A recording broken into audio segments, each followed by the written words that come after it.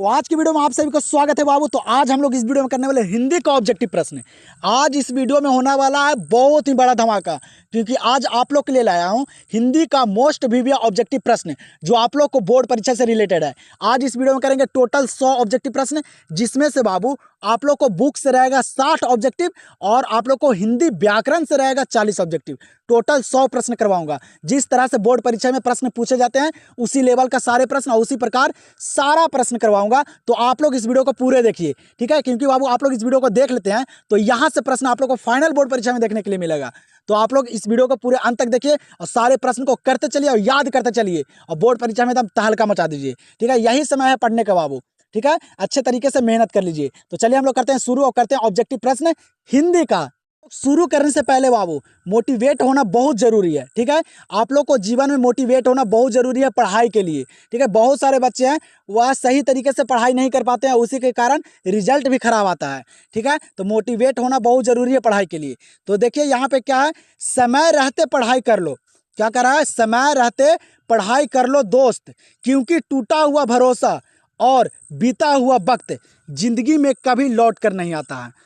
क्या कर रहा है कि समय रहते हुए आप लोग पढ़ाई कर लो, क्योंकि बाबू टूटा हुआ भरोसा और बीता हुआ वक्त फिर बाद में लौट कर नहीं आएगा। ठीक है, जो समय अभी बीत जाएगा वो बाद में लौट कर नहीं आएगा। आप लोग के पास कम समय रहेगा, उसी में आप लोग सोचेगा कि इतना पढ़े और अभी से आप लोग नहीं पढ़ रहे हैं और बाद में सोचेगा कि आप लोग एकदम 3 महीना में आप लोग एकदम पूरा पढ़ लें। ऐसा नहीं होता है। ठीक है, आप कम ही पढ़िए लेकिन थोड़ा थोड़ा रोज पढ़िए। ठीक है, अपना शेड्यूल बना लीजिए पढ़ाई का, कितना घंटा रोज पढ़ना है। ठीक है, तो आप लोग टाइम टेबल बना के अच्छे तरीके से पढ़ाई कीजिए और बोर्ड परीक्षा में अच्छे मार्क्स लाइए बाबू। ठीक है, तो चलिए हम लोग करते हैं सेशन को स्टार्ट और करते हैं मोस्ट वीवियस ऑब्जेक्टिव प्रश्न। तो आप लोग देखिए यहाँ पे पहला नंबर प्रश्न है और आप लोग से अनुरोध है, आप लोग वीडियो चालू करने से पहले आप लोग पेन और पेपर लेके बैठ जाइए और सारे प्रश्न को करते चलिए, क्योंकि आप लोग के यहाँ पे 100 ऑब्जेक्टिव करवाऊंगा, जिसमें से आप लोग को 60 रहेगा बुक से और आप लोग का 40 प्रश्न रहेंगे हिंदी व्याकरण से। तो आप लोग सारे प्रश्न को करते चलिए, पेन और पेपर को ले लीजिए और सारे प्रश्न को करते चलिए और देखिए कि आप लोग कितने सही कर पाते हैं। यहीं से पता चलेगा कि आप लोग बोर्ड परीक्षा में क्या कर पाते हो। ठीक है, तो चलिए यहाँ पे देखिए पहला नंबर प्रश्न क्या करा है, बाल कृष्ण भट्ट किस काल के रचनाकार हैं। जो बाल कृष्ण भट्ट जी हैं वह किस काल के रचनाकार हैं बाबू, ये पहला चैप्टर का दिया गया पहला प्रश्न। तो याद रखेगा, ऑप्शन को नहीं पढ़ूंगा, डायरेक्टली आंसर करते चलूंगा, क्योंकि हम लोग को कम समय में 100 ऑब्जेक्टिव को क्लियर करना है। तो बाल कृष्ण भट्ट किस काल के रचनाकार हैं बाबू, तो वह भारतेंदु युग के हैं। किस युग के, भारतेंदु युग के बाबू ये रचनाकार हैं। तो यहाँ पे आंसर क्या हो जाएगा, ऑप्शन नंबर ए। वीडियो में सारे प्रश्न इंपॉर्टेंट है, सारे प्रश्न वीवीआई प्रश्न है, प्रीवियस ईयर प्रश्न है, बोर्ड एग्जाम से रिलेटेड प्रश्न है। तो आप लोग सारे प्रश्न को देखना नहीं भूलिएगा और सारे प्रश्न को करते चलिए भी। तो चंद्रधर शर्मा गुलेरी की कितनी कहानियां हैं, बताइए। क्या करा है कि चंद्रधर शर्मा गुलेरी जी की जो कहानियां हैं वह कितनी कहानियां हैं, वह कितनी कहानियां लिखे थे। याद रखिएगा कितनी कहानियां, तो वह 3 कहानियां लिखे थे बाबू। कितनी कहानियां लिखे थे चंद्रधर शर्मा गुलेरी जी, 3 कहानियां। याद रखेगा, सारे प्रश्न इंपॉर्टेंट है। तो यहां पे आंसर क्या हो जाएगा, ऑप्शन नंबर ए। इस वीडियो में सारे प्रश्न करवाऊंगा, जितना भी इंपॉर्टेंट प्रश्न है सारे प्रश्न करवाऊंगा, हाई लेवल से लेकर लो लेवल तक। जिस प्रकार से बोर्ड परीक्षा में प्रश्न पूछे जा रहे हैं उसी प्रकार के सारे प्रश्न यहाँ पे आप लोग को देखने के लिए मिलेगा। तो आप लोग सारे प्रश्न को कीजिए। क्या करा है, जयप्रकाश नारायण की रचना का नाम क्या है, बताइए। ये सारे बच्चों को पता होगा, लेखक और चैप्टर को आप लोग याद रखेगा, क्योंकि वो 4 से 5 प्रश्न आप लोग को बोर्ड परीक्षा में लेखक और चैप्टर से देखने के लिए मिलेगा। तो बताइए जयप्रकाश नारायण की रचना का नाम क्या है, याद रखेगा, ये सारे बच्चों को पता होगा। क्या है बाबू, संपूर्ण क्रांति। क्या है, संपूर्ण क्रांति जो है ये जयप्रकाश नारायण जी की रचना है। आंसर यहाँ पे हो जाएगा ऑप्शन नंबर सी। प्रश्न पे ध्यान दीजिए, काफी इंपॉर्टेंट प्रश्न है बाबू। बताइए क्या करा है, रामचरितमानस महाकाव्य के रचयिता कौन है। जो रामचरितमानस लिखे हैं वह कौन लिखे हैं, इनके लेखक कौन है, ये प्रश्न करा है। और ये प्रश्न काफी इंपॉर्टेंट प्रश्न है, बोर्ड परीक्षा में पूछे जाने वाले प्रश्न है। तो याद रखिएगा, रामचरितमानस महाकाव्य के रचयिता कौन है, याद रखिएगा कौन है, तुलसीदास जी हैं। कौन है बाबू, तुलसीदास जी हैं रामचरितमानस महाकाव्य के रचयिता। यहाँ पे आंसर क्या हो जाएगा, ऑप्शन नंबर सी। प्रश्न को देखिए, यहाँ पे काफी इंपॉर्टेंट प्रश्न है, आप लोग सारे प्रश्न को करते चलिए। क्या करा है, चित्ररेखा किस कवि की रचना है। क्या करा है प्रश्न, चित्ररेखा किस कवि की रचना है, ये प्रश्न कर रहा है। आप लोग जल्दी से बताइए। और आप लोग के पास अब समय नहीं है बाबू बोर्ड परीक्षा का, तो आप लोग अच्छे तरीके से तैयारी कीजिए, खूब मेहनत कीजिए बाबू, कि बोर्ड परीक्षा में रंग आए। ठीक है, अच्छे मार्क्स आए। तो याद रखिएगा, क्या कह रहा है, चित्ररेखा किस कवि की रचना है? तो याद रखेगा बाबू, जायसी की। किसकी? मलिक मोहम्मद जायसी की रचना है चित्ररेखा बाबू, याद रखिएगा। ये सारे प्रश्न इंपॉर्टेंट है और इसी प्रकार से प्रश्न बोर्ड परीक्षा में पूछे भी जा रहे हैं। तो यहाँ पे आंसर क्या हो जाएगा? Option number A. यहाँ पे देखिए अगला प्रश्न को, काफी इंपॉर्टेंट प्रश्न पूछा गया। क्या करा है, मुन्नी डाक गाड़ी के पीछे क्यों जाती है? यहाँ पे देखिए गाड़ी लिखा था, ठीक है, यहाँ पे मिस्टेक है टाइपिंग में, तो याद रखिएगा। क्या करा है प्रश्न कि मुन्नी डाक गाड़ी के पीछे क्यों जाती है? आप लोग पढ़े होंगे सिपाही की माँ कहानी, तो उसमें आप लोग को पता होगा, आप लोग को बताया गया होगा कहानी में कि मुन्नी जो है वह डाक गाड़ी के पीछे क्यों जाती है? तो याद रखिएगा प्रश्न बाबू, चिट्ठी लेने के लिए। किसके लिए? चिट्ठी के लिए जाती है बाबू मुन्नी डाक गाड़ी के पीछे। तो यहाँ पे आंसर भी हो जाएगा ऑप्शन नंबर ए। प्रश्न को देखिए बाबू, और ये प्रश्न भी बोर्ड परीक्षा में पूछा गया प्रश्न है, तो पूछे गए प्रश्न को आप लोग एकदम अच्छे तरीके से याद रखिएगा, क्योंकि बोर्ड परीक्षा है बाबू, बिहार बोर्ड, ये बार बार पूछे गए प्रश्न को भी रिपीट करता है, तो याद रखिएगा, आप लोग को वहां नजर आएगा। क्या करा है, निम्नलिखित में कौन कवि छायावादी हैं? बताइए, यहाँ पे ऑप्शन दिया गया है, इनमें कौन कवि जो है वह छायावादी हैं? वो आप लोग बोर्ड परीक्षा में ना सारे ऑप्शन को पढ़ कर ही आंसर कीजिएगा, ठीक है। तो बताइए जल्दी से कीजिए आप लोग अपना अपना आंसर। निम्नलिखित में कौन कवि छायावादी कवि हैं बाबू?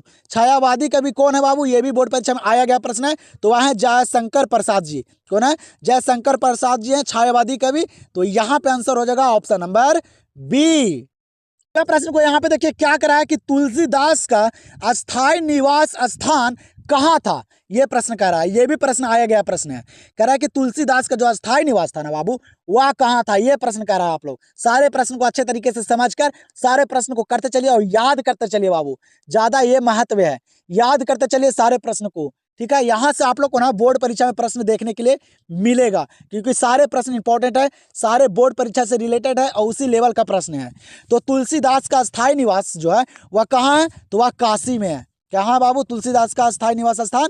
तो वह काशी में। आंसर हो जाएगा यहाँ पे ऑप्शन नंबर बी।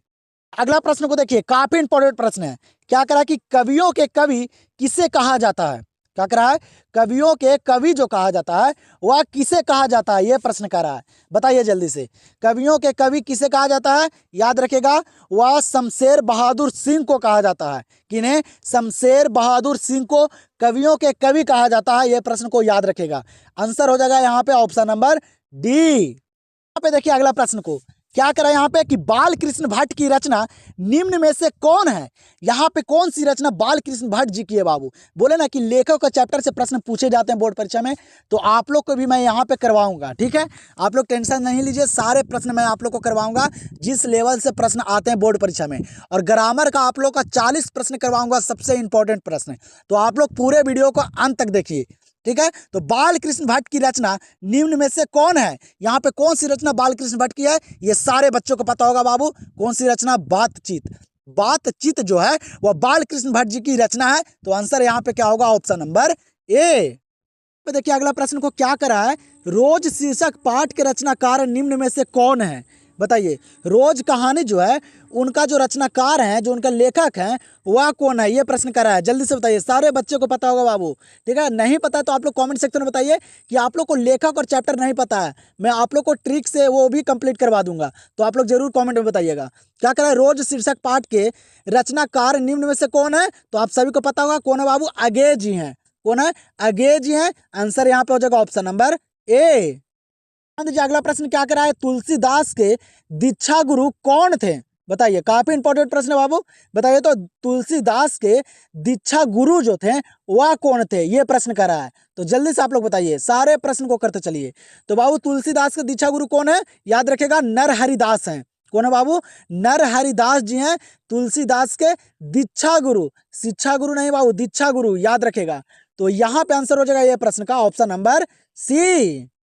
लीजिए अगला प्रश्न, क्या करा है, साहित्य लहरी किनकी रचना है? बताइए, ये भी प्रश्न बोर्ड परीक्षा में पूछा गया प्रश्न, इंपॉर्टेंट प्रश्न है। क्या करा है, साहित्य लहरी किनकी रचना है? बहुत इंपॉर्टेंट प्रश्न है, सारे प्रश्न इंपॉर्टेंट है बाबू। आप लोग को ना यहाँ से बोर्ड परीक्षा में जरूर प्रश्न वहां नजर आएगा, ठीक है। आप लोग के यहाँ पे मैं जो करवा रहा हूँ प्रश्न, यहाँ से आप लोग को जरूर प्रश्न वहां बोर्ड परीक्षा में देखने के लिए मिलेगा, तो याद कर लीजिए सारे प्रश्न को। तो साहित्य लहरी किनकी रचना है? याद रखेगा, सूरदास की। किनकी बाबू? सूर्यदास की। और आप लोग इस वीडियो को 1 से 2 बार देख लीजिएगा तो सारे प्रश्न आप लोग को याद होगा, क्योंकि सारे प्रश्न गेसिंग किया गया प्रश्न है बाबू, प्रीवियस ईयर प्रश्न है। तो याद रखेगा, साहित्य लहरी किनकी रचना है? सूर्यदास की रचना है। तो यहाँ पे आंसर हो जाएगा ऑप्शन नंबर ए। यहाँ पे ध्यान दीजिए, क्या करा अगला प्रश्न, बोधा सिंह के पिता का नाम क्या था? बताइए आप लोग, कीजिए आप लोग सारे प्रश्न को बताइए जल्दी से। बोधा सिंह के पिता का नाम जो था वह क्या था? ये प्रश्न कर रहा है, काफी इंपॉर्टेंट प्रश्न है बाबू। तो बोधा सिंह के पिता का नाम क्या था? और ये कहानी बहुत ही मस्त लगता है सुनने में, अगर आप लोग सुने होंगे तब, ठीक है, पढ़े होंगे तब आप लोग को पता होगा। तो बोधा सिंह के पिता का नाम क्या था बाबू? तो हजारा सिंह। क्या नाम था? हजारा सिंह नाम था। आंसर यहाँ पे क्या हो जाएगा? Option number C. चलिए यहाँ पे देखिए प्रश्न क्या करा बाबू, कि निम्न में से दलित आत्मकथा शीर्षक पाठ कौन है?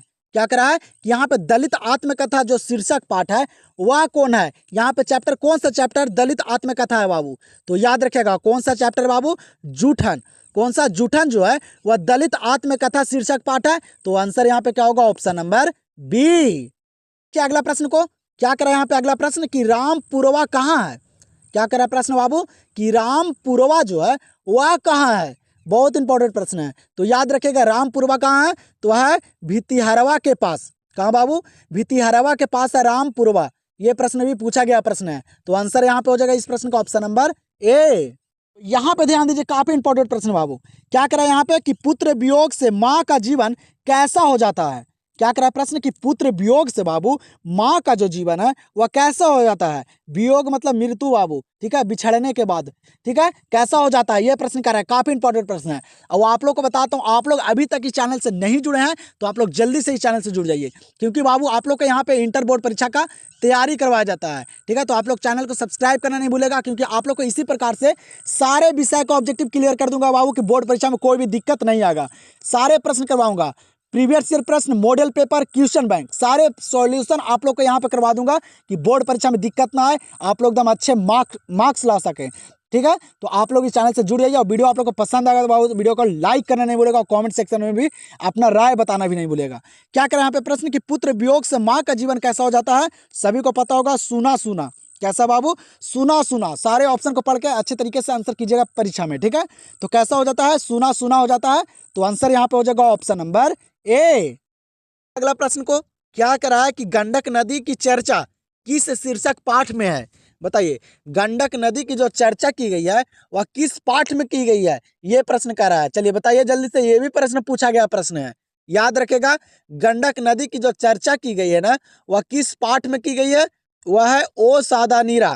कौन पाठ बाबू? ओ सादा नीरा में गंडक नदी की चर्चा की गई है, याद रखेगा। तो यहाँ पे क्या हो जाएगा आंसर? ऑप्शन नंबर ए पे ध्यान दीजिए। अगला प्रश्न पे क्या करा है यहाँ पे, कि मुक्ति बोध का पूरा नाम क्या है?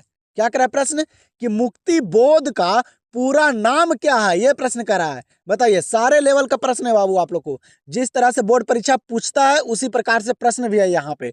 तो याद रखेगा, मुक्ति बोध का पूरा नाम क्या है? आप लोग सभी को पता होगा बाबू, गजानन माधव मुक्ति बोध। क्या नाम है? गजानन माधव मुक्ति बोध। ये मुक्ति बोध का पूरा नाम है, और ये प्रश्न करवा रहा हूं, ये प्रश्न पूछा गया प्रश्न है, तो याद रखेगा, ठीक है। तो यहाँ पे आंसर क्या हो जाएगा? Option number C. तो देखिए बाबू, इस वीडियो में ना सारे प्रश्न बुक का निचोड़ है, ठीक है। बुक का आप लोग का 60 प्रश्न जो है वो पूरा निचोड़ है बाबू, पूरा गेसिंग किया गया प्रश्न है, ठीक है। जिस लेवल से प्रश्न आ रहा है और कौन कौन चैप्टर से कितना प्रश्न आ रहा है, वो सारे प्रश्न यहाँ पे है, ठीक है। और आप लोग को ग्रामर भी करवाऊंगा। बताइए, निम्न में से किस कहानी में गैगरिन का उल्लेख है? बताइए, आप लोग सारे चैप्टर को अगर पढ़ लिए होंगे तो आप लोग को कोई भी दिक्कत या समस्या नहीं आ रहा होगा यहाँ पे। तो बताइए आप लोग जल्दी से, निम्न में से किस कहानी में गैगरिन का उल्लेख है? तो गैगरिन जो है ना बाबू, एक बीमारी है, ये भी याद रखेगा। क्या है? बीमारी है। तो गैगरिन का जो उल्लेख किया गया है वह किस चैप्टर में किया गया है? तो याद रखेगा, रोज। किस चैप्टर में बाबू? रोज जो है, इसमें किया गया है गैगरिन का उल्लेख। तो यहाँ पे आंसर हो जाएगा ऑप्शन नंबर ए। यहाँ पे देख लीजिए अगला प्रश्न को क्या करा, कि हार जीत शीर्षक कविता निम्न में से किनकी है? करा कि हार जीत शीर्षक कविता निम्न में से किनकी है? हार जीत जो कविता है बाबू, वह किनकी है? ये प्रश्न कर रहा है, जल्दी से बताइए। ऑप्शन दिएगा, सारे प्रश्न को करते चलिए बाबू। आज देख लेता हूँ आप लोग का हिंदी में कितना बढ़िया तैयारी है, ठीक है। आज यहाँ पे पता चल जाएगा। देखते हैं कितने बच्चे बाबू 100 प्रश्न में 80 प्लस कर पाता है, ठीक है। 80 प्लस स्कोर होना बहुत जरूरी है, तब आप लोग को यहाँ से प्रश्न बोर्ड परीक्षा में देखने के लिए मिलेगा। तो आप लोग सारे प्रश्न को करते चलिए। तो हार जीत जो कविता है वह किनकी है बाबू? तो अशोक वाजपेयी की। किनकी? अशोक वाजपेयी की हार जीत शीर्षक कविता है। तो आंसर हो जाएगा यहाँ पे ऑप्शन नंबर डी। डिस्क्रिप्शन में बाबू टेलीग्राम का लिंक दे दिया हूँ, ठीक है। आप लोग टेलीग्राम से ज्वाइन हो जाइए और कमेंट सेक्शन में बताइए आप लोग को कौन सा सब्जेक्ट का पीडीएफ चाहिए, ठीक है, सब्जेक्टिव का। तो आप लोग को वहां पे मिल जाएगा, कमेंट सेक्शन में जरूर आप लोग बता दीजिएगा, ठीक है। जाइए टेलीग्राम को ज्वाइन कर लीजिए, डिस्क्रिप्शन में लिंक है। टेलीग्राम को ज्वाइन करना बहुत जरूरी है बाबू, क्योंकि आप लोग को पता है बोर्ड परीक्षा में पेपर लीक हो जाता है। अगर आ जाएगा तो वहां पे मैं डाल दूंगा, तो आप लोग जाके टेलीग्राम को ज्वाइन कर लीजिए। यहाँ पे क्या करा अगला प्रश्न कि लेखक को स्कूल में झाड़ू लगाते हुए किसने देख लिया था? बताइए आप लोग, काफी इंपॉर्टेंट प्रश्न बाबू। लेखक को बाबू स्कूल में झाड़ू लगाते हुए जो देखे थे वह कौन देखे थे? ये प्रश्न करा है, ये भी प्रश्न पूछा गया प्रश्न है। आप लोग जूठन कहानी पढ़े होंगे ना, तो आप लोग को पता होगा। तो बाबू लेखक को बाबू झाड़ू लगाते हुए स्कूल में कौन देखे थे? तो वह पिताजी देखे थे। कौन? पिताजी देखे थे, याद रखेगा। ये भी प्रश्न पूछा गया प्रश्न है। आंसर यहाँ पे हो जाएगा ऑप्शन नंबर सी। इसने क्या करा कि तुलसीदास का सर्वश्रेष्ठ महाकाव्य कौन है? यहाँ पे जो महाकाव्य है बाबू वह तुलसीदास का सर्वश्रेष्ठ महाकाव्य कौन है? बहुत इंपॉर्टेंट प्रश्न है, बताइए आप लोग। ये भी प्रश्न मैं आप लोग को करवाया हूँ पीछे, जल्दी से बताइए आप लोग। ऑप्शन यहाँ पे पढ़कर सारे प्रश्न को कीजिए, ठीक है। और गलत स्कोर कोई भी नहीं बताएगा, ठीक है। आप लोग गलत स्कोर कोई भी नहीं कमेंट सेक्शन में बताइए। जितना आप लोग का सही होता है बाबू, 50 ही सही होता है, लेकिन आप लोग सही स्कोर बताइए, ठीक है, कि मेरा इतना सही हुआ है 100 प्रश्न में, ठीक है। गलत स्कोर नहीं बताइएगा। क्या करें कि तुलसीदास का सर्वश्रेष्ठ महाकाव्य कौन है? याद रखेगा बाबू, महाकाव्य जो सबसे है सर्वश्रेष्ठ तुलसीदास जी का, वह है बाबू रामचरितमानस। क्या है? रामचरितमानस, याद रखेगा। महाकाव्य जो है वह महाभारत और रामचरितमानस, यही दोनों एक महाकाव्य है बाबू, याद रखेगा। तो यहाँ पे आंसर हो जाएगा ये प्रश्न का ऑप्शन नंबर सी। यहाँ पे प्रश्न करा कि बिस्नी किस एकांकी की पात्रा है? बताइए, बिस्नी जो है वह किस एकांकी की पात्रा है, किस कहानी की पात्रा है बाबू? बताइए। आप लोग सारे पढ़े होंगे चैप्टर, तो आप लोग को दिक्कत या समस्या नहीं आ रहा होगा। तो बाबू बिस्नी जो है वह किस एकांकी की पात्रा है? याद रखेगा, सिपाही की माँ।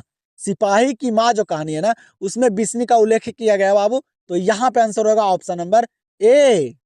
देखिए बाबू 25 नंबर प्रश्न, और ये 25 नंबर प्रश्न का आंसर आप लोग को करना है। जैसे कि मैं बताता हूँ आप लोग को, हर वीडियो में बाबू मैं एक प्रश्न देता हूँ जिसका आंसर आप लोग को कमेंट सेक्शन में करना है, और उस सारे बच्चे का मैं कमेंट पढ़ता हूँ किन किन बच्चे का सही आंसर आया है और सही स्कोर आया है, ठीक है। तो आप लोग ये प्रश्न का आंसर जल्दी से कॉमेंट कर दीजिए। क्या करा है? कुड़माई का क्या अर्थ होता है? आप लोग पढ़े होंगे बाबू, उसने कहा था चैप्टर, उसमें बताया गया होगा, ठीक है। नहीं पढ़े होंगे तो आप लोग पढ़ लीजिएगा, बहुत ही मस्त चैप्टर है बाबू। आप लोग कहानी उसका सुनिएगा। क्या करा है? कुड़माई का क्या अर्थ होता है? कुड़माई का जो अर्थ होता है वह क्या होता है? यहाँ पे ऑप्शन दिया गया है।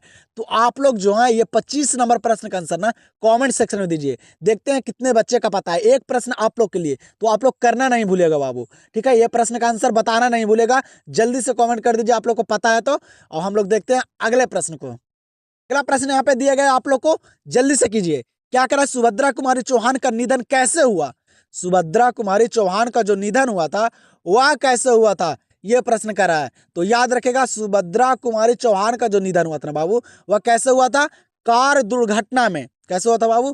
कार दुर्घटना में हुआ था। तो आंसर यहाँ पे क्या होगा? ऑप्शन नंबर ए पे देख लीजिए अगला प्रश्न को। क्या करा कि नावादास किस कवि के समकालीन थे? क्या करा कि नावादास जो है वह किस कवि के समकालीन थे? यह प्रश्न करा है, काफी इंपॉर्टेंट प्रश्न, बताइए जल्दी से कीजिए। तो नावादास किस कवि के समकालीन थे? यहाँ पे ऑप्शन दिया गया है, ठीक है। और आप लोग को वीडियो पसंद आ रहा होगा तो वीडियो को आप लोग एक लाइक करना नहीं भूलेगा, ठीक है। आप लोग के लिए इतना मेहनत करते हैं और सारे प्रीवियस ईयर प्रश्न, बीबीआई प्रश्न और गेसिंग किया गया प्रश्न करवाता हूँ कि कोई भी दिक्कत नहीं आए, अच्छे मार्क्स ला सके बोर्ड परीक्षा में।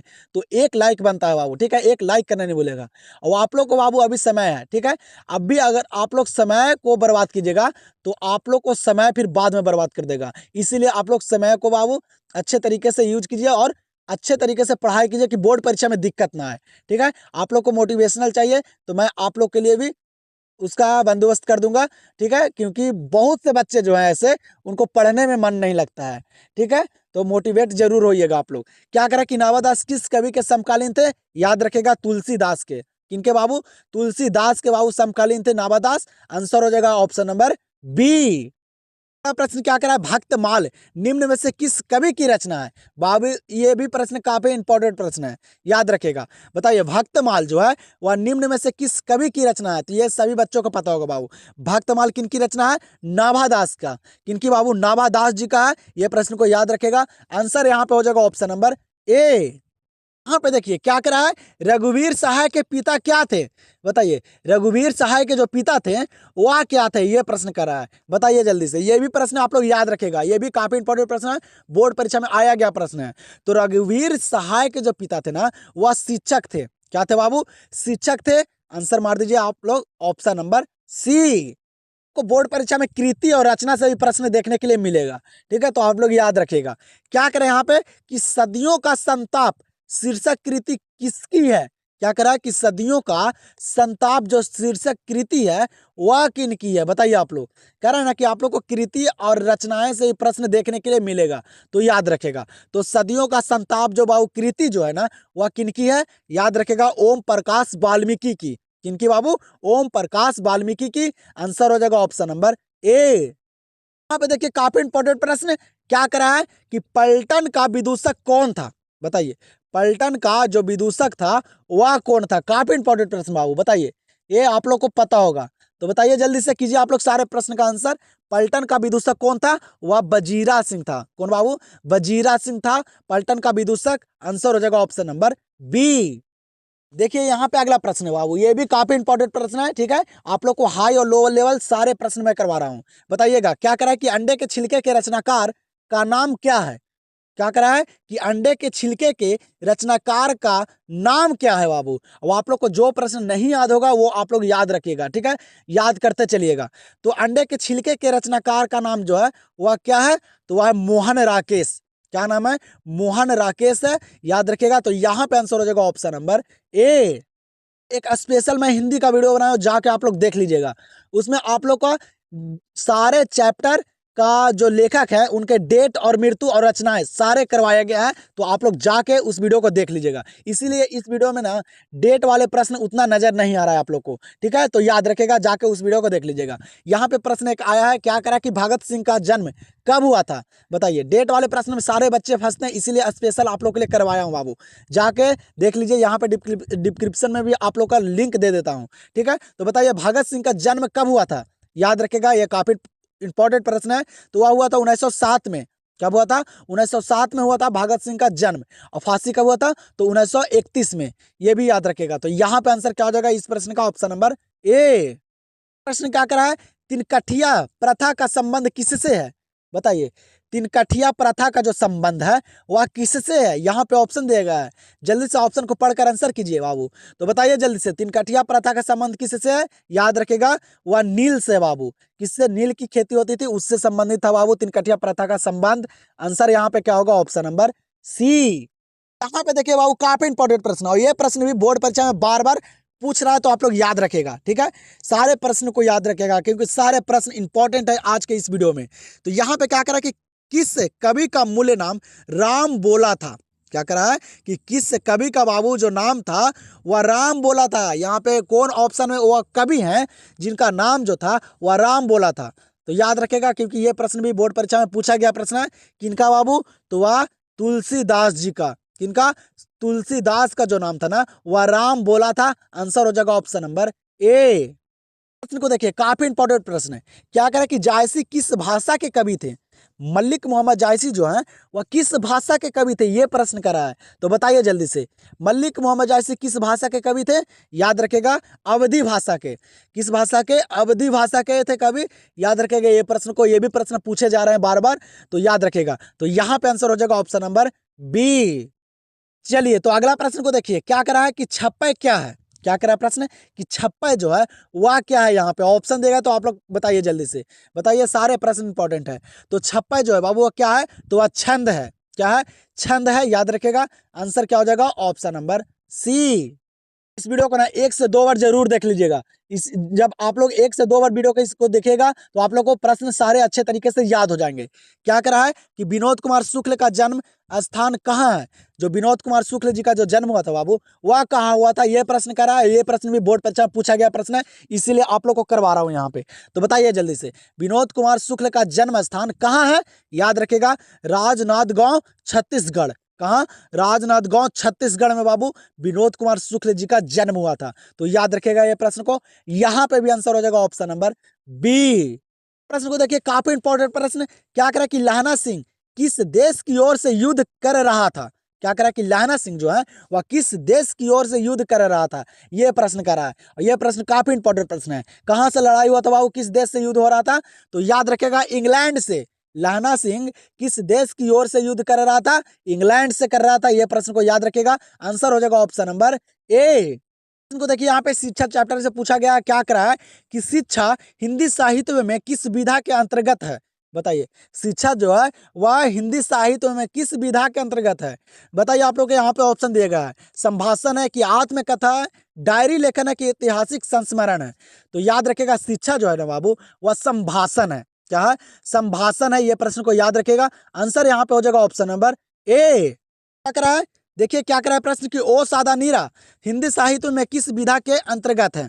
ये भी वही प्रश्न करा है। कह रहा कि ओ सादा नीरा जो चैप्टर है ना वह बाबू किस विधा की रचना है? ये प्रश्न करा है। तो बताइए जल्दी से। तो आप लोग याद रखेगा, ओ सादा नीरा जो है ना वह हिंदी साहित्य में किस विधा के अंतर्गत आते हैं? तो वह निबंध। किसके बाबू? निबंध। ओ सादा नीरा जो है वह हिंदी साहित्य में किस विधा के अंतर्गत है? तो निबंध के। तो यहाँ पे आंसर होगा ऑप्शन नंबर सी। प्रश्न पे ध्यान दीजिए बाबू, जल्दी से आप लोग बताइए सारे प्रश्न को। क्या करा कि हरचरना किस कविता का पात्र है? हरचरना जो है वह किस कविता का पात्र है? ये प्रश्न करा है। ठीक है, बताइए जल्दी से, किस कविता में बाबू हरचरना का उल्लेख किया गया है, या किस कविता में हरचरना का बाबू नाम लिया गया है? किस कविता में हरचरना है? बताइए। सारे तरह से प्रश्न पूछ सकते हैं, लेकिन आप लोग याद रखेगा। ठीक है, तो हरचरना जो है वह किस कविता का पात्र है? याद रखेगा, अधिनायक। किस कविता का? अधिनायक का है बाबू। आंसर यहाँ पे क्या होगा? Option number C. प्रश्न क्या करा कि 1974 में बिहार प्रदेश के मुख्यमंत्री कौन थे? बाबू जो 1974 है, 1974 में हुआ था छात्र आंदोलन, जो बिहार में हुआ था जयप्रकाश नारायण जी किए थे। याद रखिएगा, 1974 में हुआ था बिहार में छात्र आंदोलन, वह पटना में हुआ था और जयप्रकाश नारायण जी किए थे। तो वही कह रहा है कि उस समय जो मुख्यमंत्री थे वह कौन थे?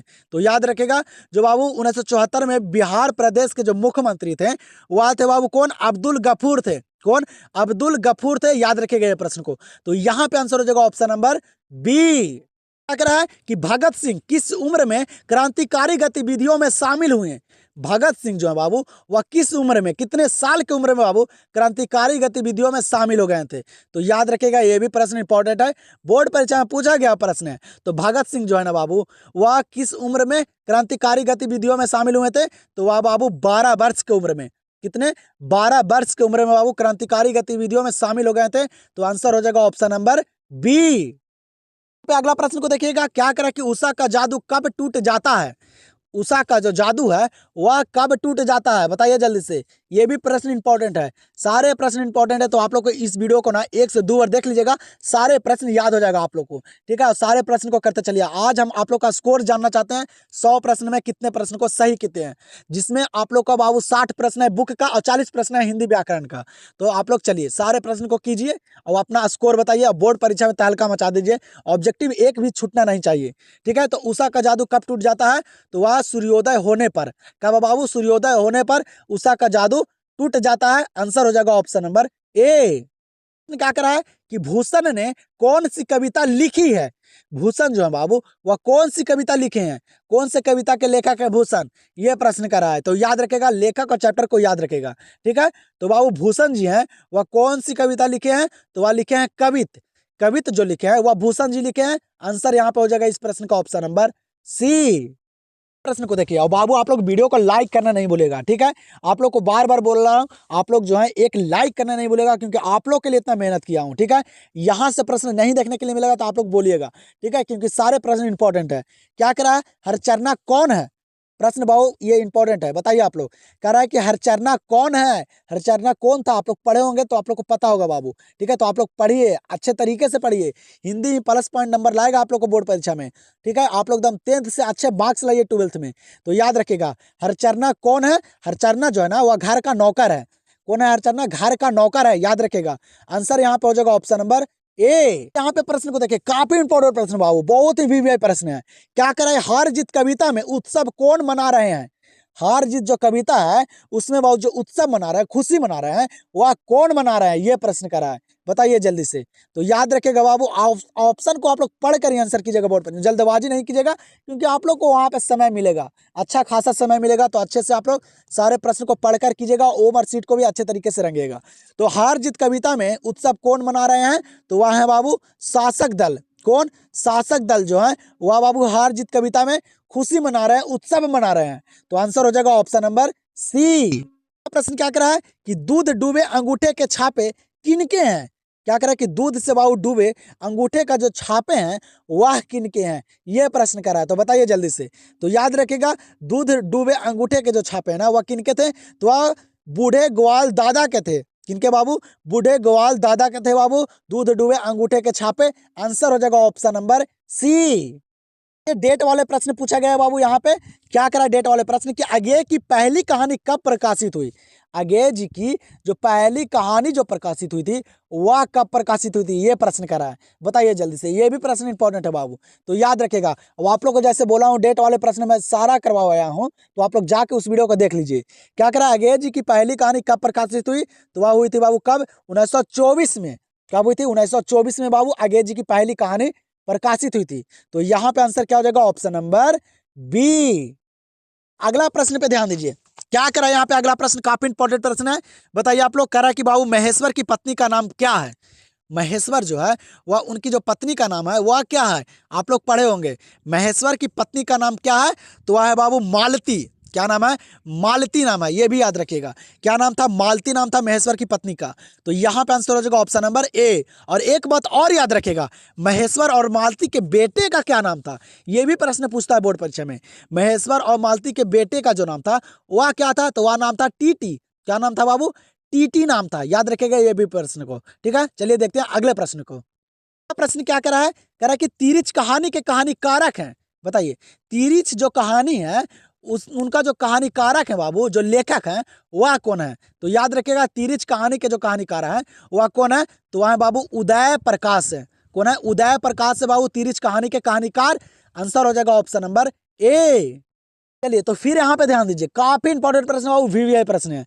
क्या करा है यहाँ पे, पूछ रहा है प्रश्न कि सेब बेचने वाली लड़की की आयु कितनी थी, जो सेब बेचने वाली लड़की थी उनका जो उम्र था, उसकी जो उम्र थी वह क्या थी, यह प्रश्न करा है। तो सेब बेचने वाली लड़की की आयु कितनी थी, याद रखिएगा, रट जाइए सारे प्रश्न को कि बाबू इन साल के 2026 के एग्जाम में दम तहलका मचा दीजिए, ठीक है। तो सेब बेचने वाली लड़की की आयु कितनी थी, तो वह थी 7 से 8 साल। कितनी बाबू, 7 से 8 वर्ष की उम्र थी बाबू सेब बेचने वाली लड़की का। आंसर यहाँ पे क्या हो जाएगा, ऑप्शन नंबर ए। प्रश्न यहाँ पे दिया गया है बाबू, और ये जो प्रश्न है ना ये आप लोग का है तिरिच कहानी से। क्या करा कि लेखक को किसने 3-300 के 3 नोट दिए, बताइए। क्या करा कि लेखक को बाबू कौन दिए थे 3-300 के 3 नोट दिए थे, बताइए। ये प्रश्न काफी इंपॉर्टेंट प्रश्न है, बताइए। कहानी को पढ़कर अच्छे तरीके से आप लोग सारे ऑब्जेक्टिव को कर लीजिए, ठीक है। तो बताइए आज आप लोग को पता चल जाएगा बाबू, सारे विषय का निचोड़ ऑब्जेक्टिव करना है तो आप लोग इस चैनल से जुड़ना नहीं भूलेगा, ठीक है। तो बताइए जल्दी से, लेखक को कौन बाबू 3-300 के 3 नोट दिए, याद रखेगा कौन दिए थे, डॉक्टर पंथ ने। कौन, डॉक्टर पंथ ने बाबू वह दिए थे 3-300 के 3 नोट। तो आंसर होगा ऑप्शन नंबर बी। उनको देखिए यहाँ पे क्या करा है कि बीजाक के रचयिता कौन है, क्या करा प्रश्न कि बीजाक के रचयिता कौन है। और ये बाबू कॉमर्स में, आर्ट्स में और साइंस में ये सारे हिंदी वाले एग्जाम में बाबू पूछे गए हैं, ठीक है, इसको याद रखेगा। तो क्या करा है, बीजाक के रचयिता कौन है, तो याद रखेगा कौन है बाबू, कबीर दास जी हैं। काफी इंपॉर्टेंट प्रश्न है, तो याद रखेगा कबीर दास जी हैं बीजाक के रचयिता। यहाँ पे आंसर हो जाएगा ऑप्शन नंबर बी। यहाँ पे क्या करा है प्रश्न, करा है बाबू सूरदास किस भाषा के प्रसिद्ध कवि हैं, बहुत इंपॉर्टेंट प्रश्न है। जो सूरदास जी हैं वह किस भाषा के प्रसिद्ध कवि हैं? यहाँ पे प्रश्न करा है, तो बताइए जल्दी से कीजिए आप लोग सारे प्रश्न का आंसर बाबू। देखिए सारे प्रश्न इस वीडियो में इंपॉर्टेंट है, सारे प्रश्न वीवीआई प्रश्न है, तो याद कर लीजिए सारे प्रश्न को, 1 से 2 और वीडियो को आराम से देखिए एकदम। क्या करा कि सूरदास किस भाषा के प्रसिद्ध कवि हैं? तो वह है बाबू ब्रज भाषा के। किस भाषा के? ब्रज भाषा के प्रसिद्ध कवि हैं सूरदास। आंसर यहाँ पे हो जाएगा ऑप्शन नंबर सी। प्रश्न को देखिए, यहाँ पे 57 नंबर प्रश्न दिया है। क्या करा है कि अर्धनारीश्वर में किस गुण का समन्वय है? बताइए बाबू, अर्धनारीश्वर जो चैप्टर है उसमें किस गुण का इसमें उल्लेख किया गया है बाबू, किस गुण का, ये पूछ रहा है यहाँ पे। तो जल्दी से बताइए आप लोग पढ़े होंगे तो बताइए जल्दी से, ये भी प्रश्न काफी इंपॉर्टेंट प्रश्न है।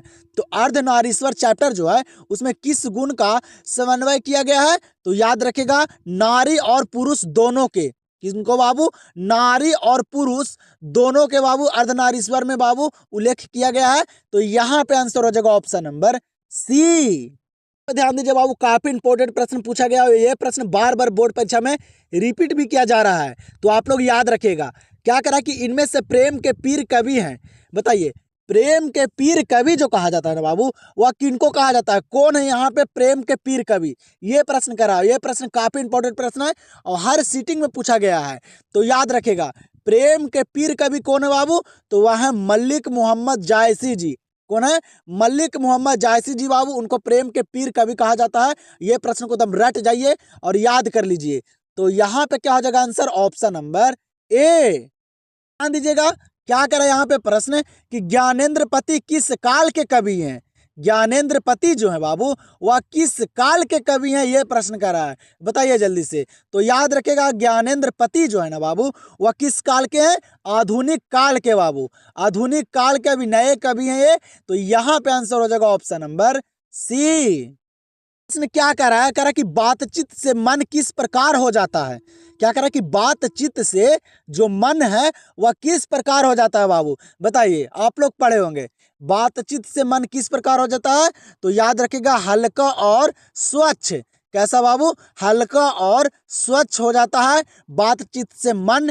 तो यहाँ पे आंसर हो जाएगा ऑप्शन नंबर सी।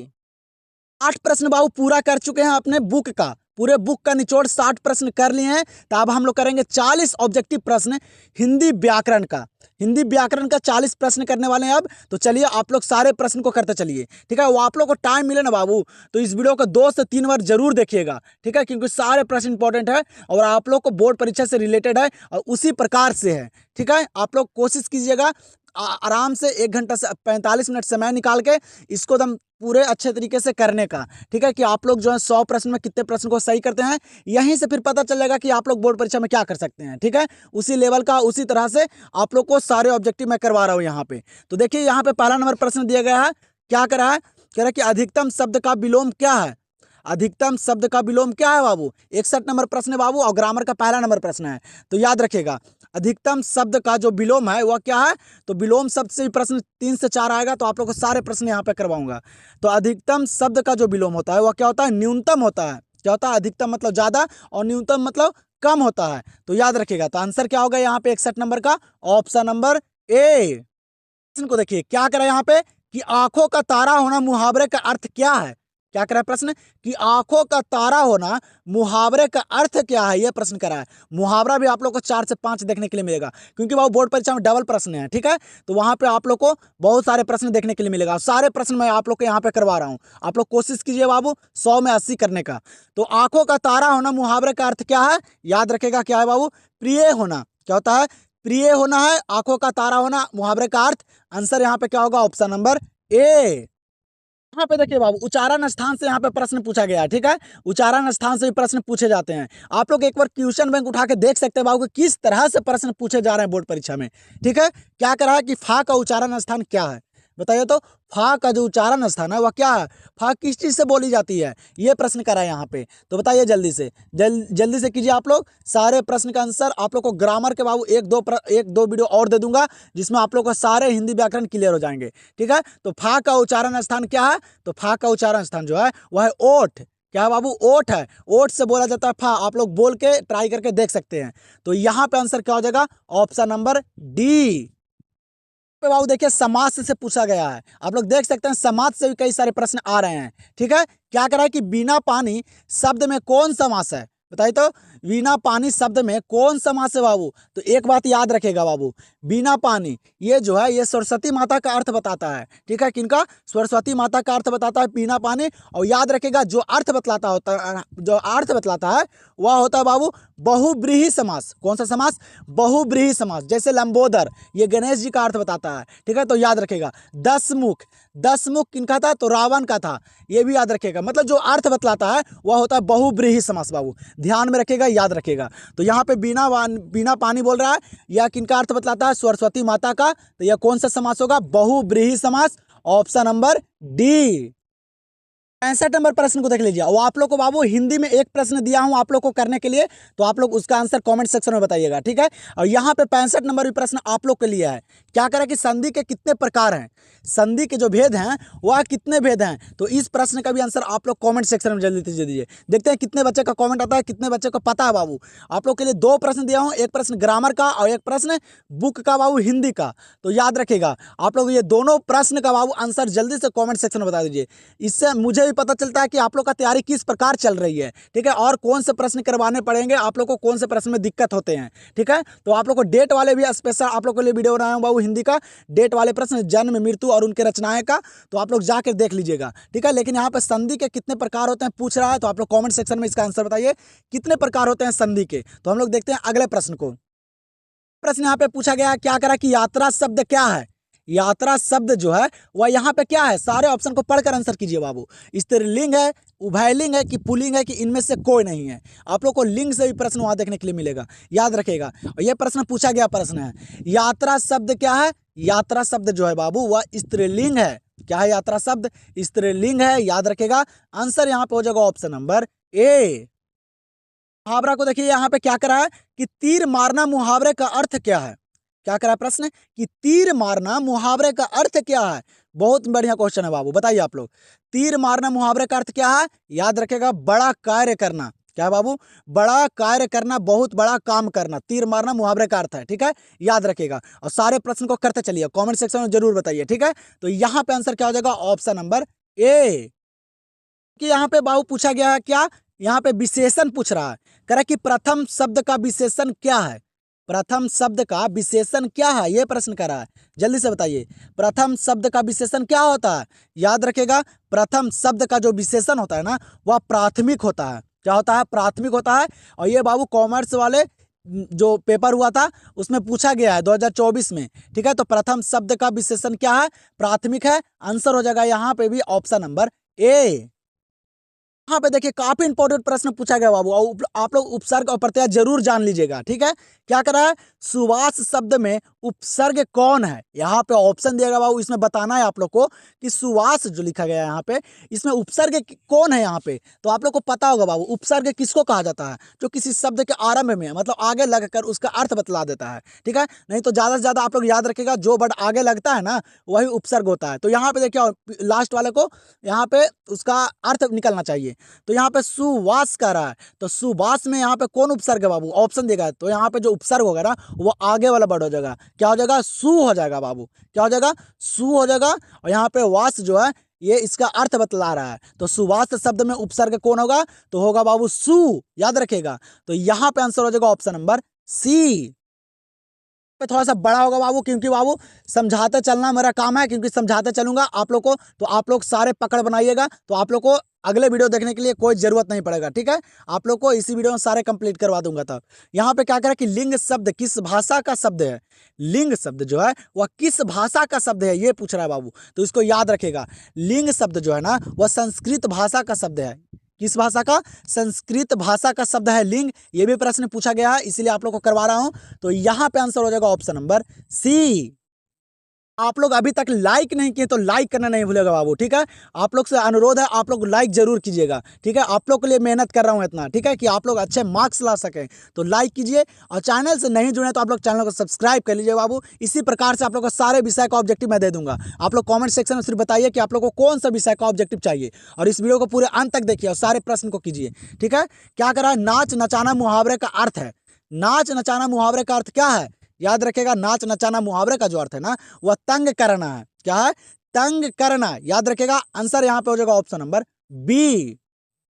तो देखिए बाबू, अशुद्ध और अशुद्ध शब्द से भी प्रश्न वहां पूछे जाते हैं। ठीक है, क्या करेंगे, निम्नलिखित में कौन शब्द अशुद्ध है? क्या करा है कि यहाँ पे कौन सा शब्द जो ऑप्शन में दिया गया है वह अशुद्ध है बाबू, सही नहीं लिखा गया है, गलत लिखा गया है, ये प्रश्न कर रहा है। तो याद रखेगा, अशुद्ध शब्द यहाँ पे कौन है? तो आप लोग देख सकते हैं यहाँ पे जो बीना लिखा गया है बाबू, ये अशुद्ध है, ये गलत लिखा गया है।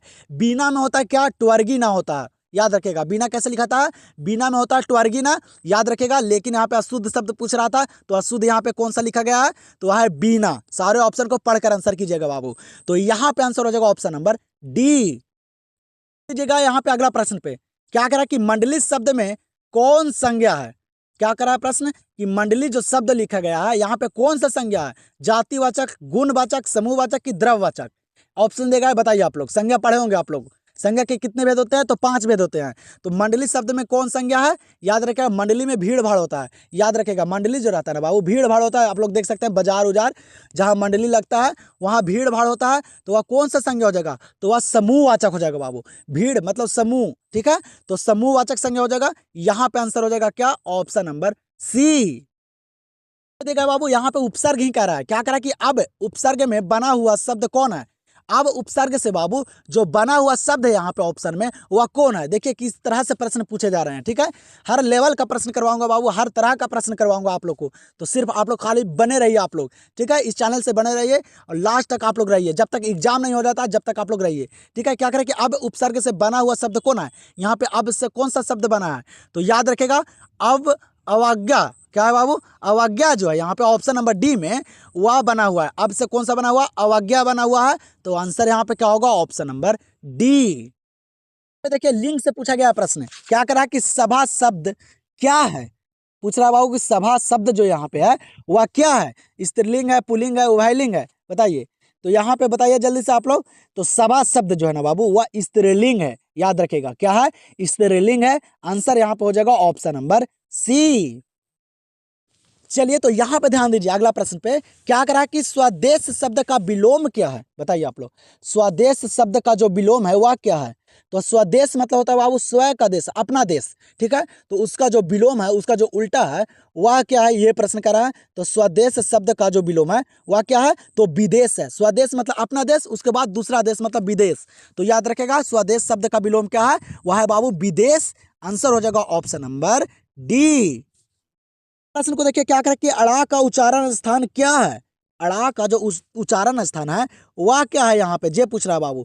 तो याद रखे, का से अड़ा तक जो बोले जाते हैं ना वह कंठ से बोले जाते हैं। किससे? कंठ से। याद रखेगा, तो अड़ा का उच्चारण स्थान क्या हो जाएगा? कंठ हो जाएगा। आंसर हो जाएगा बाबू ऑप्शन नंबर ए। चलिए बाबू, तो अगला प्रश्न को देखिए, ये काफी इंपॉर्टेंट प्रश्न है बाबू, ये काफी इंपॉर्टेंट प्रश्न है, आप लोग याद रखिएगा और इसको जान लीजिए आप लोग। क्या करा कि जी जान शब्द कौन समास है? क्या करा है कि जी जान जो शब्द यहाँ पे दिया गया है वह कौन सा समास है? और याद रखेगा, समास के 6 भेद होते हैं। कितने? 6 भेद होते हैं बाबू समास के। लेकिन यहाँ पे कह रहा है कि जी जान जो है वह कौन सा समास है? तो याद रखेगा, इसको पहचानने का, जब भी बाबू उल्टा पूछे, जैसे जी और जान है, घर द्वार है, माता पिता है, मतलब उल्टा रहे, तो वह कौन सा समास हो जाएगा? तो वह द्वंद्व समास हो जाएगा। कौन सा समास? द्वंद्व समास हो जाएगा बाबू। याद रखेगा, या बीच में डैश का चिन्ह रहा है, उल्टा रहे, बीच में डैश का चिन्ह रहा है, याद रखेगा, पहचानने के लिए बता रहा हूं आप लोग को। तो वह कौन समास होगा? द्वंद्व समास होगा। याद रखेगा, दिमाग में घुसा लीजिए, ठीक है, नहीं तो लिख लीजिए। तो यहाँ पे आंसर क्या हो जाएगा? Option number B. प्रश्न को देखिए, क्या करा कि भारतवर्ष शब्द कौन संज्ञा है?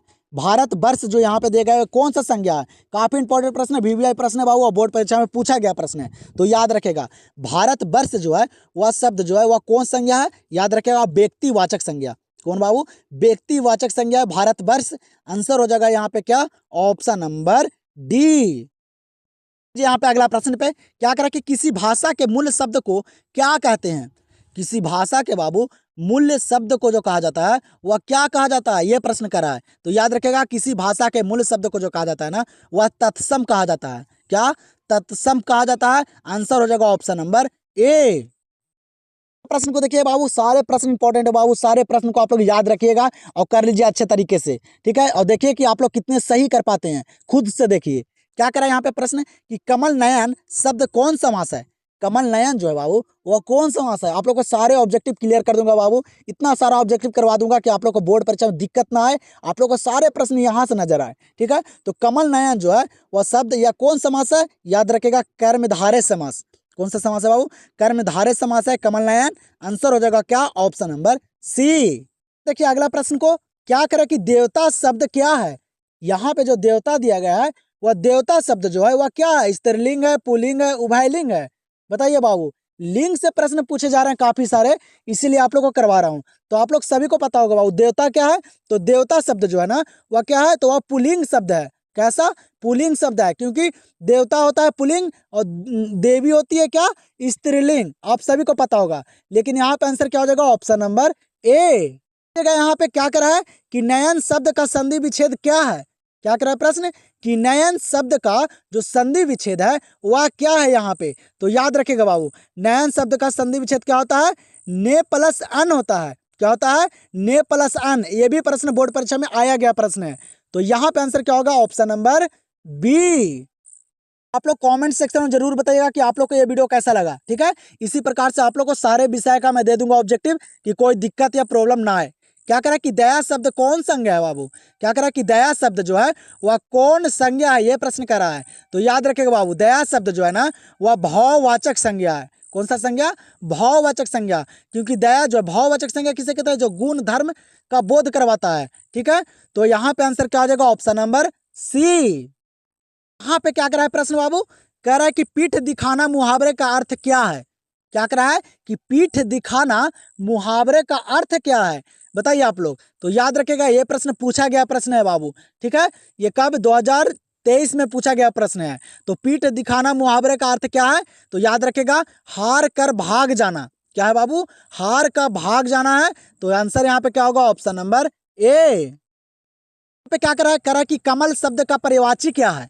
बताइए, कमल शब्द का पर्यायवाची क्या है? हम लोग थोड़ा फास्ट चलेंगे बाबू, आप लोग सारे प्रश्न को करते चलिए। ठीक है, मेरे से पहले ही आप लोग करते चलिए और लास्ट में जरूर बताइएगा। ठीक है, क्योंकि बहुत समय हो गया है और आप लोग ना बाबू टाइम निकाल के ना इसको थोड़ा थोड़ा भी करके आप लोग जरूर देख लीजिएगा पूरा प्रश्न को। ठीक है, अच्छे तरीके से 2 बार 3 बार और याद कर लीजिएगा, क्योंकि सारे प्रश्न इंपॉर्टेंट है। और आप लोग ट्राई करके देखिएगा कि आप लोग जो है 100 प्रश्न में 50 प्लस कर पाते हैं कि नहीं, क्योंकि बोर्ड परीक्षा में आप लोग को 50 ही सही करना रहता है ऑब्जेक्टिव।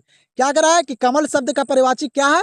तो आप लोग सभी को पता होगा कमल का जो पर्यायवाची होता है ना वह सरोज होता है। क्या होता है बाबू? सरोज होता है। तो यहाँ पे भी आंसर क्या होगा? Option number A.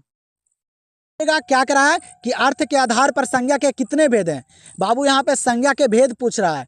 बताइए संज्ञा के कितने भेद होते हैं? ये सारे बच्चों को पता होगा बाबू, ये सारे बच्चों को पता होगा कि संज्ञा के जो भेद होते हैं वह कितने होते हैं? तो वह होते हैं बाबू 5 भेद। कितने? 5 भेद होते हैं। याद रखिएगा आंसर यहाँ पे क्या हो जाएगा? Option number B. यहाँ पे प्रश्न देखिए काल से पूछा गया बाबू। क्या करा यहाँ पे कि सोहन पढ़ता है किस काल का उदाहरण है? कह रहा है कि सोहन पढ़ता है किस काल का उदाहरण है। और इस प्रकार से आप लोग को 3 प्रश्न वहां देखने के लिए मिलेगा। ठीक है, काल से आप लोग को प्रश्न बताइए। यहाँ पे काल कितने होते हैं? 3 होते हैं, वर्तमान काल, भूतकाल और भविष्यत काल। ठीक है, तो वही पूछ रहा है कि सोहन पढ़ता है किस काल का उदाहरण है। तो याद रखेगा ता है ती है जब भी रहे तो वह वर्तमान काल होता है। अब भूतकाल कब होता है? जब लास्ट में था है थी है रहे तो वह भूतकाल होता है। और जब लास्ट में गा गे गी रहे तो वह भविष्यत काल होता है। ये 3 बातें आप लोग याद रखेगा। बोर्ड परीक्षा में आप लोग को 3 प्रश्न पूछे जाएंगे यहाँ से। ठीक है, लेकिन यहाँ पे कह रहा है कि सोहन पढ़ता है, लास्ट में क्या है? ता है। तो कौन सा काल हो जाएगा बाबू? तो वह वर्तमान काल हो जाएगा। आंसर हो जाएगा यहाँ पे ऑप्शन नंबर ए। प्रश्न यहाँ पे उच्चारण स्थान से पूछा गया है। क्या करा कि चा का उच्चारण स्थान क्या है? क्या करा प्रश्न कि चा का उच्चारण स्थान जो है वह चा जो बोला जाता है वह किस चीज से बोला जाता है? तो याद रखेगा चा का उच्चारण स्थान क्या है? जितना भी बाबू चा से लेके यहाँ तक जो बोला जाता है वह क्या चीज से बोला जाता है? तो वह तालु से बोला जाता है। किससे? तालु से बोला जाता है। याद रखेगा आंसर क्या हो जाएगा? Option number A. प्रश्न को देखिए क्या करा है? तांबा शब्द कौन संज्ञा है? क्या करा बाबू कि तांबा शब्द जो यहाँ पे दिया गया है वह कौन सा संज्ञा है? बताइए। तो आप लोग पढ़े होंगे बाबू, जिसे मापा या तौला जाए वह कौन सा संज्ञा होता है? तो वह होता है बाबू द्रव्यवाचक संज्ञा। कौन सा संज्ञा? द्रव्यवाचक संज्ञा। तांबा बाबू मापा या तौला जाता है। याद रखिएगा सारे प्रश्न को। ठीक है, आप लोग को डिटेल में करवा रहा हूँ कि आप लोग को कोई भी दिक्कत ना आए। ठीक है, तो यहाँ पे आंसर क्या हो जाएगा? Option number B. देखिए काफी इंपॉर्टेंट प्रश्न बाबू। क्या करा कि सफल शब्द का विलोम शब्द क्या है? सफल बाबू, सफलता का जो उल्टा शब्द होता है वह क्या होता है, यह प्रश्न करा है। सारे प्रश्न को अच्छे तरीके से समझकर ऑप्शन को पढ़कर बोर्ड परीक्षा में आंसर कीजिएगा बाबू। ठीक है, एकदम 50 में 50 आप लोग को सही करना है वहां। ठीक है, तो ध्यान दीजिएगा सारे बातें पे। क्या करा कि सफल शब्द का विलोम शब्द क्या है? तो सफल बाबू मतलब सफलता का उल्टा क्या होता है? तो विफल होता है। क्या होता है? विफल होता है। आंसर हो जाएगा यहाँ पे ऑप्शन नंबर सी। यहाँ पे क्या करा है? अगला प्रश्न यहाँ पे क्या करा कि देशभक्ति शब्द कौन समास है? देशभक्ति जो है वह कौन सा समास है, यह प्रश्न पूछ रहा है बाबू। समास यहाँ पे पूछ रहा है तो याद रखिएगा जो देशभक्ति है वह कौन सा समास है, याद रखिएगा तत्पुरुष समास। कौन सा बाबू?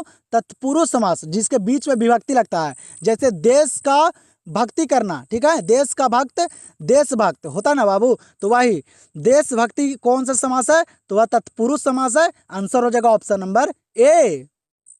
यहाँ पे देखिए बाबू क्या करा कि जगदम्बा शब्द का संधि विच्छेद क्या है? याद रखिएगा ये भी प्रश्न आया गया प्रश्न है।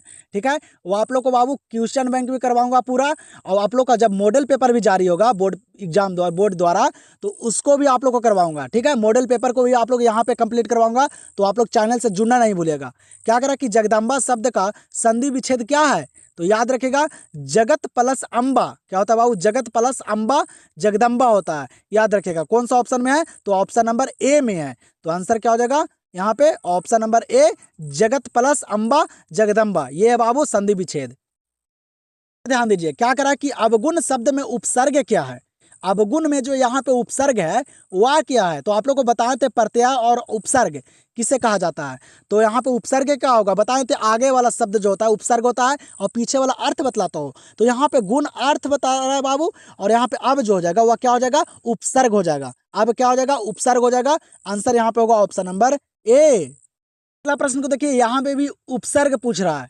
क्या कह रहा है कि भर पेट शब्द में उपसर्ग क्या है? यहाँ पे भर पेट लिखा गया है, इसमें उपसर्ग क्या है? तो आप लोग बताइए जल्दी से कीजिए। आप लोग को बाबू इसी प्रकार से सारे प्रश्न करवा रहा हूँ बाबू कि आप लोग को अच्छे तरीके से रिवीजन हो जाए, याद हो जाए किस प्रकार से बनाया जाता है, सारा प्रश्निक हो जाए। तो याद रखिएगा भर पेट शब्द में उपसर्ग क्या है? तो आप लोग को पता होगा बाबू भर क्या है? भर, यानी पेट जो है वह अर्थ बतला रहा है, तो भर इसमें हो जाएगा उपसर्ग। आंसर हो जाएगा ऑप्शन नंबर ए। क्या करा कि देश पर मर मिटने वाले लोग कौन पदबंध हैं? क्या करा कि देश पर मर मिटने वाले लोग जो हैं वह कौन पदबंध है? ये प्रश्न पूछा गया प्रश्न, इसलिए आप लोग को करवा रहा हूं, तो आप लोग याद रखिएगा, रट जाइए। ठीक है, क्या करा कि देश पर मर मिटने वाले लोग जो हैं वह कौन पदबंध है? तो वह संज्ञा पदबंध। कौन बाबू? संज्ञा पदबंध है, याद रखिएगा। आंसर हो जाएगा ऑप्शन नंबर बी। यहाँ पे प्रश्न क्या करा कि पर्वत शब्द का विशेषण क्या है? पर्वत शब्द में जो विशेषण है वह क्या है, यह प्रश्न कर रहा है। तो याद रखिएगा पर्वत में विशेषण क्या हो जाएगा? तो पर्वतीय। क्या हो जाएगा बाबू? पर्वतीय हो जाएगा पर्वत का विशेषण। तो आंसर यहाँ पे हो जाएगा ऑप्शन नंबर सी। देखिए प्रत्यय पूछा गया है, प्रत्यय बताइए। यहाँ पे क्या करा कि टिकाऊ शब्द में प्रत्यय क्या है? तो बताएं तो उपसर्ग होता है पहले वाला, और लास्ट वाला जो होता है वह प्रत्यय होता है। तो टिकाऊ शब्द में जो प्रत्यय है वह क्या है बाबू? तो टिकाऊ में क्या आ रहा है? औ आ रहा है। क्या आ रहा है बाबू? औ, टिकाऊ।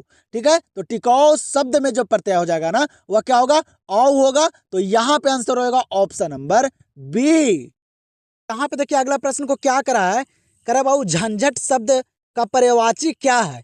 बताइए झंझट का जो यहाँ पे पर्यायवाची दिया गया है वह क्या है, ये प्रश्न करा है। याद रखिएगा जल्दी से बताइए आप लोग, ये भी प्रश्न बोर्ड परीक्षा में पूछा गया प्रश्न है। तो बाबू झंझट शब्द का जो पर्यायवाची होगा वह क्या होगा? तो झंझट मतलब होता है बाबू बवाल। क्या होगा पर्यायवाची यहाँ पे? बवाल होगा बाबू। जब भी झंझट होता है तो बवाल हो जाता है। ठीक है, देखते होंगे कभी लड़ाई उड़ाई होगा अगल बगल में, देखते होंगे बवाल हो जाता है, झंझट होता है तो। ठीक है, तो झंझट शब्द का पर्यायवाची क्या है? बवाल है। तो यहाँ पे आंसर हो जाएगा ऑप्शन नंबर बी। पे ध्यान दीजिए बाबू, ये हम लोग का लास्ट प्रश्न है। ठीक है, ये हम लोग का 100 नंबर प्रश्न है, और इसके बाद आप लोग को कमेंट सेक्शन में बताना कि आप लोग जो है वह 100 प्रश्न में कितने प्रश्न को सही किए हैं।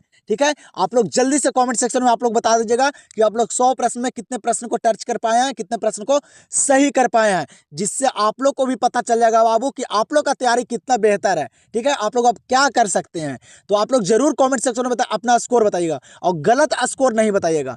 आप लोग को जितना ही सही होता है बाबू, क्यों नहीं आप लोग को 40 या 85 सही होता है 100 में, उतना ही आप लोग बताइए, गलत नहीं बताइएगा, क्योंकि बाबू गलत कीजिएगा तो आप लोग को ही दिक्कत होगा। ठीक है, आज आप लोग यहाँ कमेंट सेक्शन में अपना स्कोर बता दीजिएगा, ज़्यादा जितना आप लोग से बना नहीं है उतना बता दीजिएगा, और बाद में जब बोर्ड परीक्षा में एग्जाम जब होगा वहाँ आप लोग को कम मार्क्स आएगा तो कहिएगा कि हम तो इतना पढ़ते थे। ठीक है, लेकिन गलत नहीं कीजिएगा बाबू। ठीक है, आप लोग गलत स्कोर नहीं कीजिए, जितना आप लोग को सही होता है उतना ही कीजिए। ठीक है, तो यहाँ पे देख लीजिए लास्ट नंबर प्रश्न क्या करा है कि कारक के कितने भेद हैं, क्या करा है कि कारक के जो भेद हैं वह कितने भेद हैं, तो ये मैं करवाया भी था पिछले वाले वीडियो में। तो बाबू कारक के कितने भेद हैं, 8 भेद हैं। कितने, 8 भेद हैं। आंसर यहाँ पे हो जाएगा ऑप्शन नंबर ए। और आप लोग को बताता हूँ, आप लोग अभी तक इस चैनल से नहीं जुटे हैं तो आप लोग जल्दी से चैनल को सब्सक्राइब कर लीजिए, और आप लोग को बाबू वीडियो पसंद आया होगा तो वीडियो को आप लोग लाइक कर दीजिए। ठीक है, लाइक करके कमेंट सेक्शन में अपना राय बताइए कि यह वीडियो आप लोग को कैसा लगा। ठीक है, तो जल्दी से आप लोग कमेंट कर दीजिए। हम लोग मिलते हैं अब अगले वीडियो में।